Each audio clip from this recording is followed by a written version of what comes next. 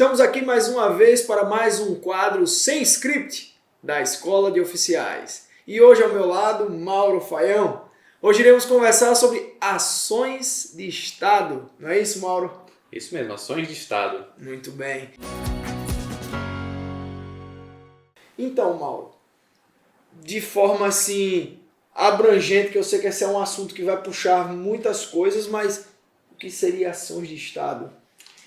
É um tema um pouquinho difícil de falar, Cleiton, porque não existe muita definição. A gente não acha na legislação, praticamente não acha na doutrina. É difícil entender, gera muita dúvida. Por isso esse tema aqui, para a gente discutir hoje. Ação de Estado, ao contrário do que alguns pensam, não significa exatamente Estado civil.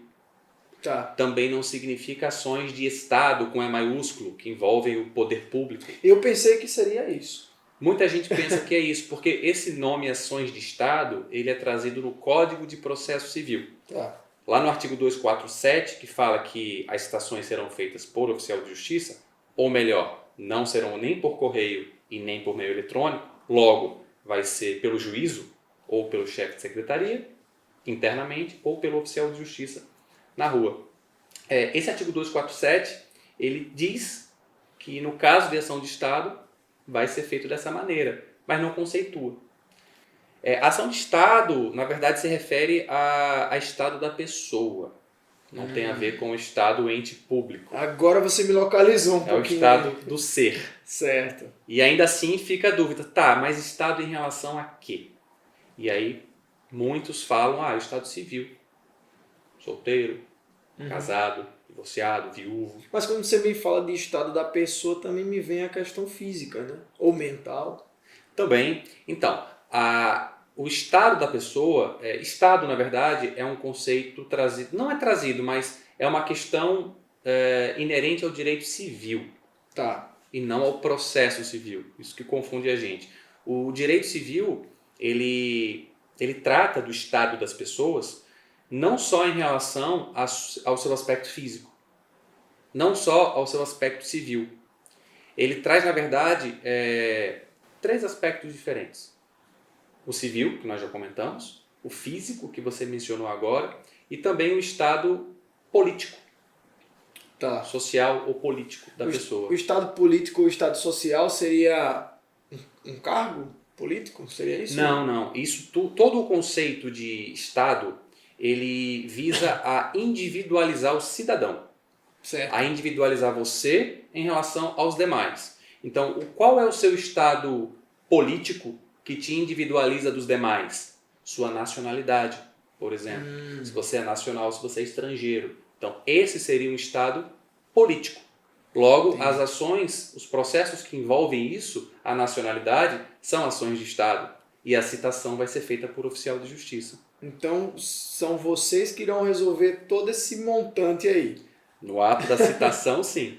Entendi. Então, desde, como você falou, nacionalidade, que é a questão política, né, que você acabou de falar, questão física, questão mental, direitos também. Sim, o que envolve direito de personalidade. Como eu disse, o estado da pessoa é aquilo que individualiza ela.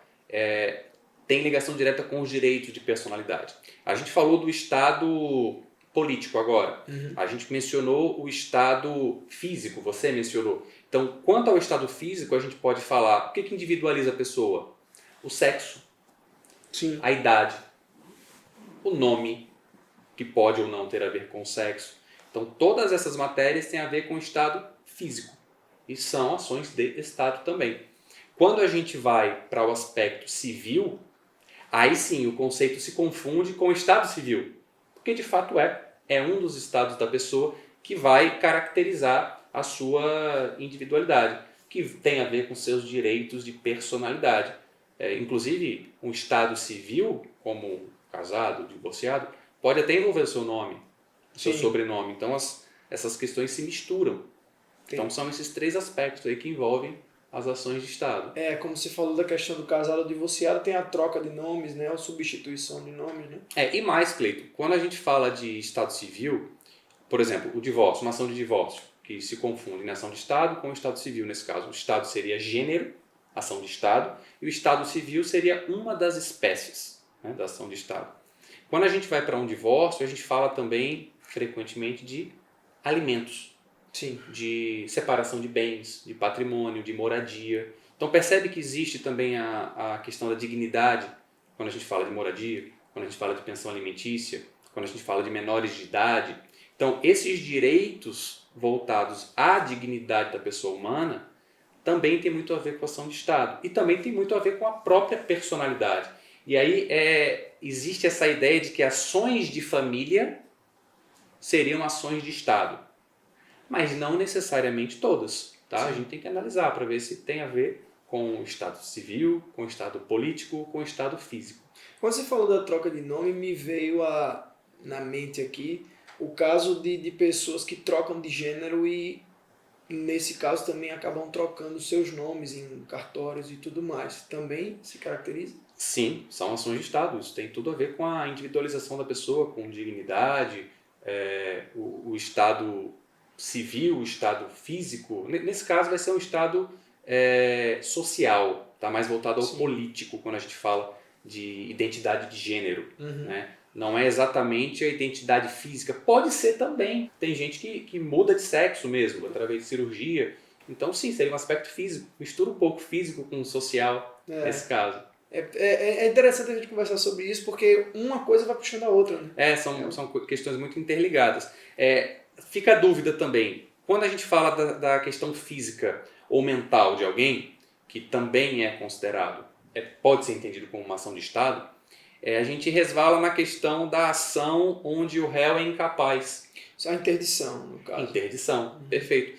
Porque lá no 247... além das ações de Estado, que são de competência do oficial de justiça, para citar, também tem lá as ações onde o réu é incapaz. É um outro inciso. Então, o legislador ali entendeu, pelo menos o processual civil, que a ação de interdição, onde o réu é incapaz, não seria exatamente uma ação de Estado, porque são incisos diferentes. Para a gente, nesse caso, não importa muito. Sim. Porque a gente sabe que está expresso lá no 247 e que a citação vai ser por oficial. Mais uma vez, é muito interessante você me comentar isso, porque se a gente for pensar de uma maneira da prática do oficial, entre aspas, o oficial seria o último da listinha para poder ir até para diligenciar, no caso. No processo civil, isso. Sim, é o último. E agora a gente vê que isso se inverte, né, nessas ações de Estado. Exatamente. O 247 traz esses casos onde a situação é invertida, que é aquele momento em que o oficial de justiça deve empregar mais energias, porque essas ações em geral têm interesse público.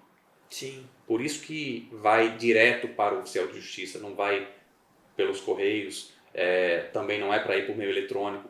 Não quer dizer que vai ser nulo, tá? Uma citação feita por correio por meio eletrônico não gera uma nulidade automática, desde que a gente alcance a finalidade. Mas a ideia do legislador foi, olha, essas matérias aqui, elas são de tamanha importância, exigem tamanha celeridade, sigilo e cuidado, que nós, Estado, vamos abraçar essa causa e vamos mandar direto o nosso agente para resolver essa citação, que é talvez a fase ali, citação em sentença, os momentos mais importantes do processo. E eu ainda digo mais em relação a isso, não só pelo fato de ser uma visão do Estado, como você citou agora há pouco, né, do Estado querer abraçar, mas eu digo, o fato do oficial entrar nesse primeiro ponto é até porque são situações muito delicadas e que a mediação do oficial de justiça pode intervir nesses casos. Né? Pois é, aí entra a sensibilidade, né, do oficial de justiça. Veja uma pessoa, às vezes, que tem ali uma ação extremamente sigilosa, uma mudança de nome, uma nacionalidade, uma questão física, mental, que você não quer, às vezes, que os próprios parentes tomem conhecimento. É uma questão que envolve intimidade. Então, o oficial de justiça vai garantir que essa informação não chegue nas mãos erradas. E isso a gente não tem como garantir se for pelos correios. A gente sabe que, frequentemente, o correio entrega para quem estiver no endereço. Claro, violação de correspondência é crime, né? A gente sabe, mas os familiares, eventualmente, vão pelo menos ver que é uma correspondência do judiciário direcionada a uma pessoa. Isso pode gerar certo desgaste, certo desconforto dentro do próprio núcleo familiar. Sim. Que bom saber disso, Mauro.